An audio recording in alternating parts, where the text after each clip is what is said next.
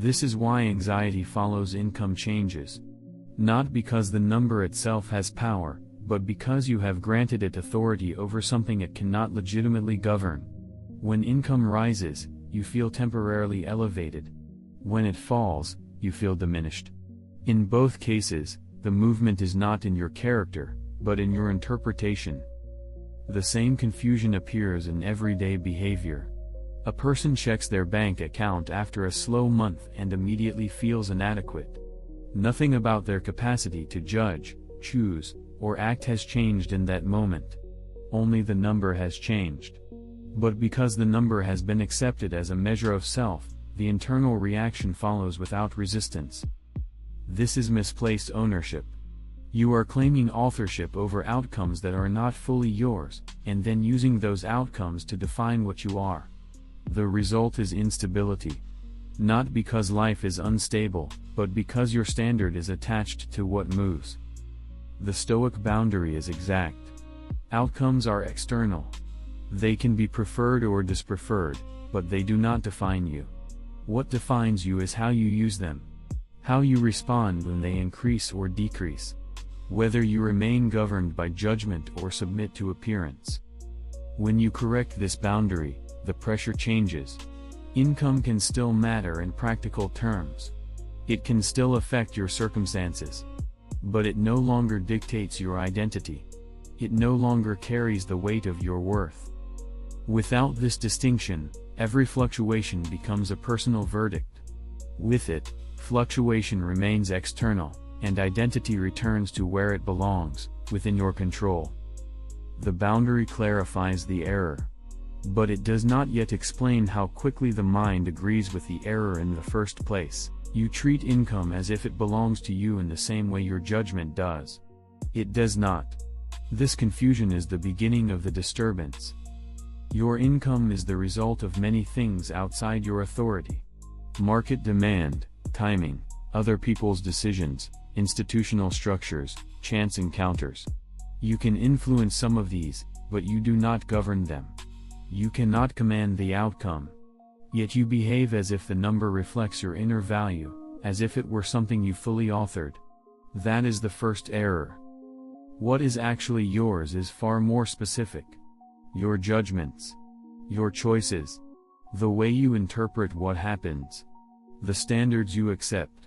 The effort you apply. The discipline you maintain. These belong to you because they operate within your ruling faculty. They do not depend on permission from the outside. Consider two individuals. One earns more, one earns less. The external difference is visible. But the internal condition is not determined by that difference.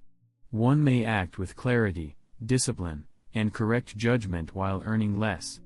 The other may act with confusion, dependence, and poor judgment while earning more. If income defined identity, this would not be possible. Yet it happens constantly. So the category error becomes clear. You assign internal meaning to an external result. You collapse two separate domains into one. Then you suffer when the external fluctuates, because you have tied it to something you believe should be stable, your identity. You say you want freedom, yet you measure your worth by income. The contradiction is already active, but you do not question it. From early on, the standard is given to you without consent. What you earn becomes what you are taken to be. Not just by others, but by yourself. You begin to read your paycheck as a verdict. Higher means capable. Lower means lacking. This is not a fact. It is a judgment that has been accepted without examination. The mistake is not that income exists. The mistake is that you treat it as identity. Money is an external outcome. Identity belongs to your ruling faculty, your judgments, your choices, your use of what happens. When you confuse the two, you surrender authority to something that was never yours to begin with. So the pressure you feel is not coming from numbers. It comes from what you have agreed those numbers mean. Examine the standard before you continue to obey it. The number appears. The mind assigns meaning. The agreement follows almost immediately. This sequence is rarely examined, which is why it feels automatic. You receive information, your income, someone else's salary, a comparison point, and the impression forms. It looks simple. It looks factual. But it is not complete. The number itself says nothing about your worth. That meaning is added by the mind. The next step is interpretation. You tell yourself what the number represents. This is success. This is failure. This proves something about me. These statements are not contained in the income. They are constructed. Yet they arrive with such speed that they appear inseparable from the fact itself. Then comes assent. This is the decisive moment. The mind does not just receive the interpretation, it agrees with it. Quietly. Without pause. The statement is accepted as true. Once this happens, the reaction follows with force. Pride, anxiety, shame, urgency. All of it comes after the agreement, not before. Consider a concrete situation. Two people receive the same income figure. One sees it as sufficient for their current needs and continues working with clarity. The other sees it as proof of inadequacy and becomes restless, agitated, and dissatisfied.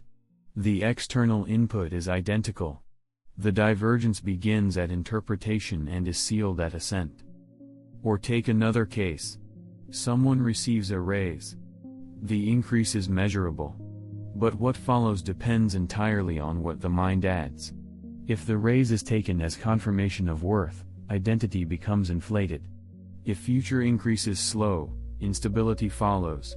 The disturbance is not in the number.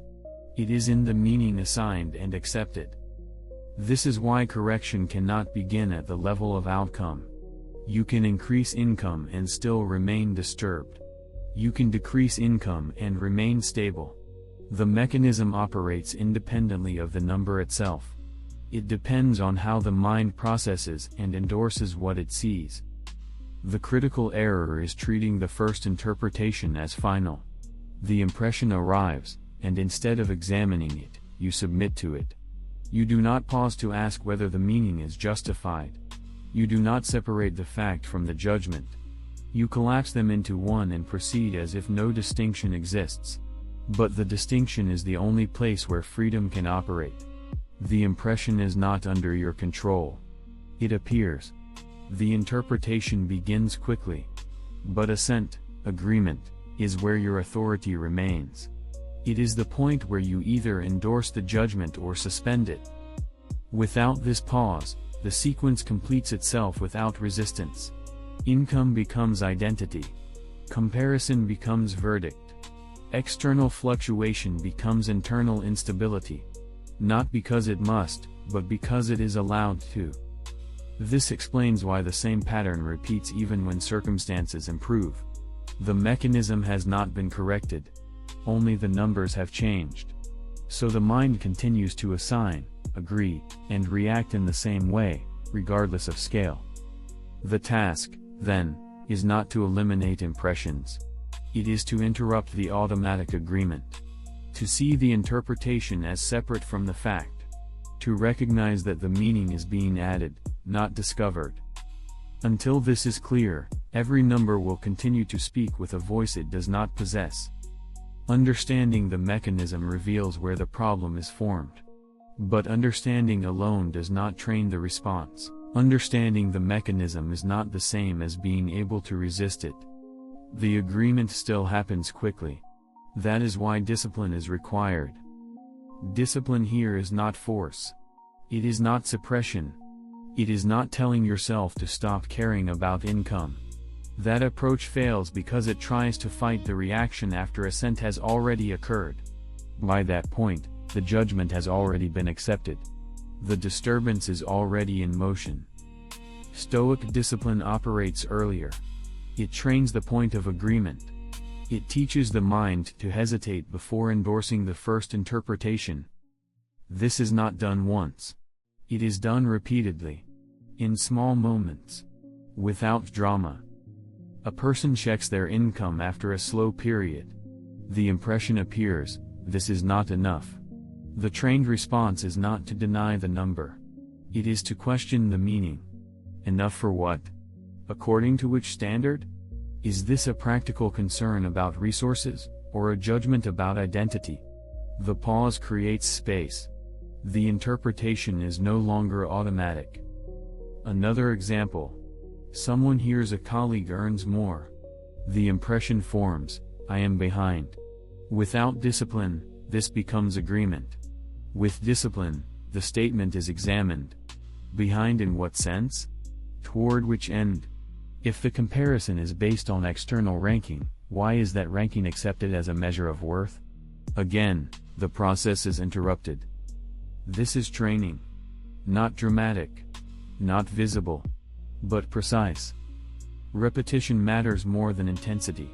You do not wait for a crisis to begin. You practice when the stakes feel small. When a minor comparison appears. When a brief dissatisfaction arises. These are the moments where the habit of assent is formed or corrected. If you ignore these small moments, the pattern strengthens.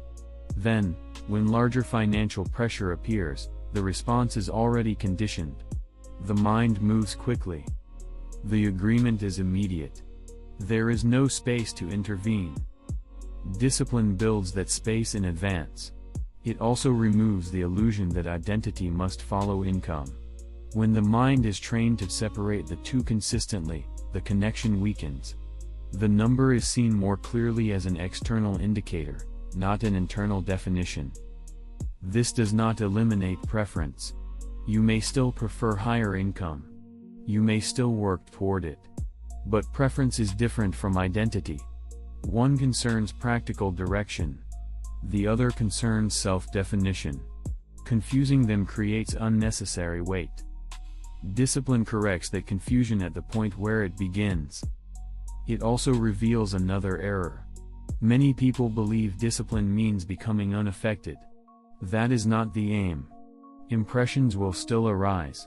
Reactions may still begin. The difference is that they are no longer immediately endorsed. They are observed, examined, and either accepted or rejected with awareness. This creates a different internal condition. Not because externals have stabilized, but because the process of agreement has changed.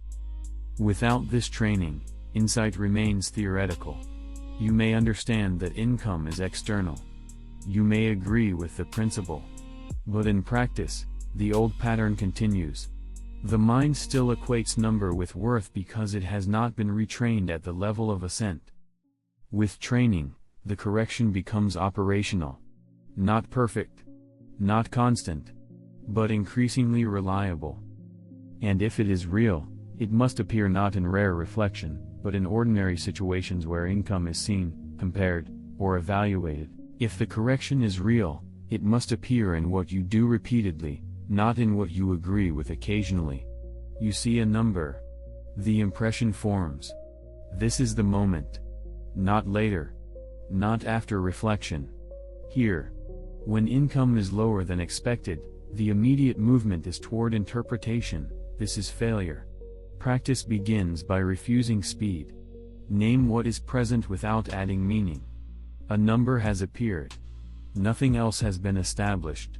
This separation is small, but it prevents the mind from collapsing fact into judgment. Then examine the standard being applied.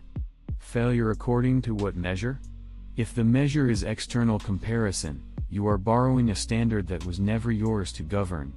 If the measure is practical sufficiency, the question becomes concrete: does this meet current needs or not? The distinction removes identity from the equation. Another moment. A raise appears. The impression arrives: this proves I am doing well.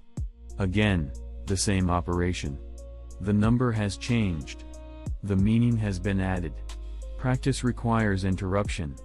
Does this number define your judgment, your discipline, your character? It does not. It reflects an outcome influenced by many conditions.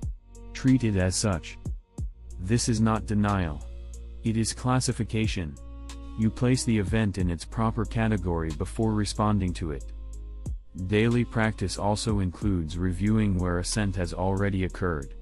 At the end of the day, recall a moment where income influenced your sense of self. Do not condemn it. Identify it. Where did the interpretation enter? Where did agreement happen? This is not for regret. It is for precision. You locate the exact point of error so it can be corrected earlier next time. The same applies to comparison. You hear someone earns more. The impression appears, they are ahead. Instead of following it, examine it. Ahead in what? If the comparison is based on external ranking, then the disturbance comes from accepting that ranking as a valid measure of identity. If the ranking is irrelevant to your governing faculty, then the comparison loses its authority. These are repeatable actions. Not theory. Not abstraction. Each one trains the same capacity, the ability to delay agreement. It also becomes clear that guilt can become another form of unexamined judgment. You notice you reacted to income with anxiety and then add another layer, I should not think this way. This is the same pattern repeating.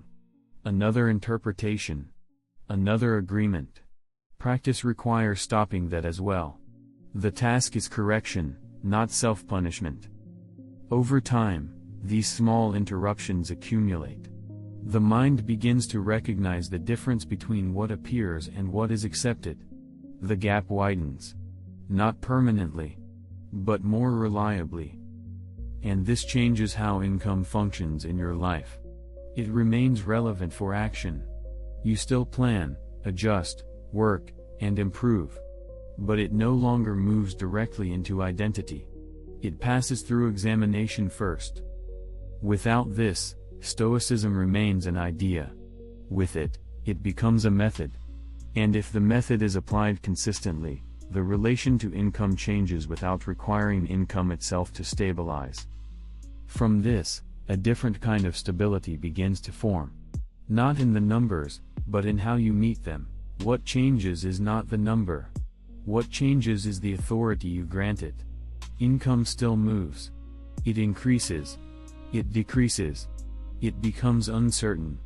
None of that stops. What stops is the immediate translation of that movement into identity. The number no longer speaks about what you are. It only indicates a condition you must respond to. This is where freedom appears, but not in the way it is commonly imagined. Freedom is not the absence of financial pressure. It is not the guarantee of stable income. It is not insulation from comparison. Those remain. They are part of external conditions, and external conditions do not submit to your preference. Freedom is narrower. More exact. It is the reduction of false authority. The refusal to let income dictate your worth. The ability to encounter a number without immediately converting it into a judgment about yourself. Consider a situation where income drops. Previously, the reaction would have been immediate, anxiety, self-doubt, urgency mixed with confusion. Not because the situation required it, but because the mind had already agreed that lower income meant lower value. Now the sequence changes. The drop is seen. The practical implications are considered. Adjustments may be necessary. But the identity remains untouched. The mind does not add the second layer. It does not say, this means something about what I am. It stays with what is actually present. Or take the opposite case. Income increases. Without correction, this becomes inflation. A quiet shift in identity. A sense of elevation that depends on continuation. With correction, the increase is registered as an external improvement, nothing more. It does not become a measure of self. It does not demand preservation at all costs. In both cases, the external condition remains unstable. But the internal position becomes more stable because it is no longer tied to those conditions. This is not indifference. You still act. You still plan. You still work to improve your situation. But the action is no longer driven by identity preservation. It is directed by judgment. By what is reasonable, necessary, and within your capacity to influence. There is also a cost to this freedom. You lose the illusion that higher income will resolve the problem of self-worth. You lose the temporary relief that comes from favorable comparison. You lose the narrative that external success will settle internal instability. What remains is less comfortable but more reliable. Your worth is no longer outsourced. It is no longer negotiated through outcomes. It is defined by how you use your faculty of judgment, regardless of what happens externally. This must be maintained. It is not secured once and kept permanently. The old pattern can return. The mind can still attempt to convert numbers into identity. That is why the practice does not end.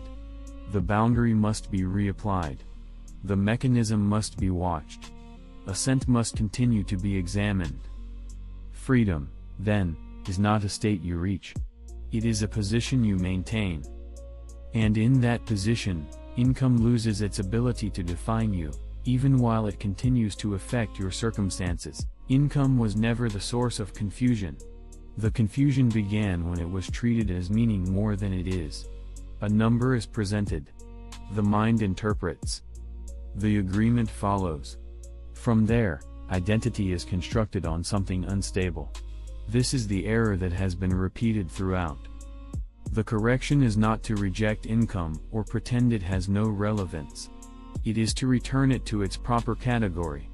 An external condition. Useful. Influential. But not defining.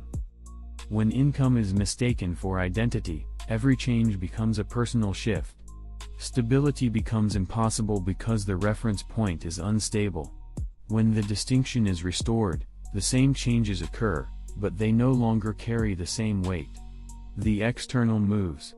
The internal can remain governed. This does not eliminate effort or responsibility. It clarifies where they belong. You are responsible for how you judge, how you act, how you respond. You are not responsible for guaranteeing outcomes or securing permanent external validation. The task is exact. See the impression. Separate it from the interpretation. Refuse immediate agreement when the meaning is not justified. Repeat this until the habit weakens. Identity is not assigned by income. It is revealed in how you use your faculty when income changes. Return to what is yours to govern.